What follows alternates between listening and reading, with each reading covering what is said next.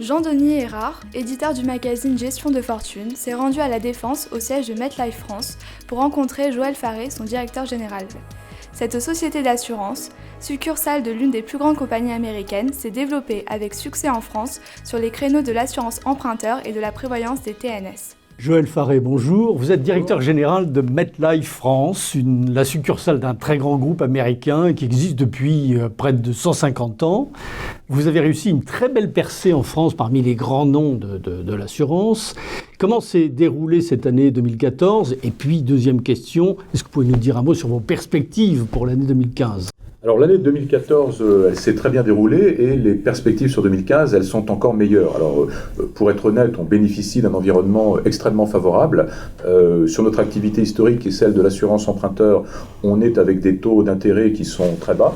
Donc il y a un mouvement très important de renégociation du prêt et qui s'accompagne désormais beaucoup plus systématiquement d'une renégociation de l'assurance pour bénéficier de tarifs beaucoup moins élevés que ceux des contrats groupes bancaires qui ont été favorisés également par un cadre législatif, celui de la loi Hamon, qui donne une possibilité renforcée de faire jouer cette... Ça a été un booster pour votre activité. C'est clairement un booster, donc il y a un élément conjoncturel, et puis de manière beaucoup plus structurelle, on continue notre maillage au niveau de la distribution, donc on est vraiment tout à fait en ligne avec notre objectif de travailler de manière continue avec plus de 5000 intermédiaires en France indépendants, courtier en assurance, courtier en crédit, de plus en plus, on l'espère, CGPI, et également une diversification, donc à partir de notre activité historique, la prévoyance qui était ciblée sur l'assurance emprunteur, de l'élargir, de rester sur un concept de prévoyance sur mesure, en s'intéressant à une cible qui, de notre point de vue,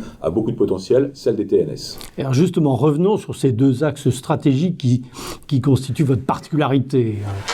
Pourquoi ces choix ?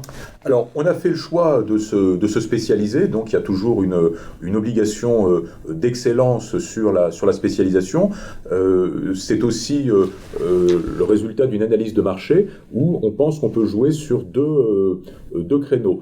D'une part, la substitution, donc là c'est ce que je venais d'évoquer sur l'assurance emprunteur, pour les risques qui sont les meilleurs, donc les primo-accédants, personnes jeunes, en bonne santé, non-fumeurs, donc leur faire bénéficier d'économies par rapport aux solutions existantes qui sont majoritairement les contrats groupes bancaires, et puis, à une autre extrémité, aller travailler sur des segments où l'assurabilité est davantage en question, donc travailler sur l'équipement là-dessus. Donc on était historiquement connu sur le risque hors norme pour les assurances emprunteurs, donc ça commence avec les seniors, par exemple, les personnes âgées, les risques de santé, donc personnes avec des pathologies plus ou moins avancées, les activités à risque, qu'elles soient sportives ou de nature professionnelle, les capitaux élevés, donc là ça nous ramène à la gestion de fortune, et puis également travailler sur là où l'assurance est de notre point de vue insuffisante en termes de prise de conscience et donc de solutions sur le marché. Et là ça nous amène plus largement au segment de la prévoyance, on va dire haut de gamme, ou les solutions pour les TNS.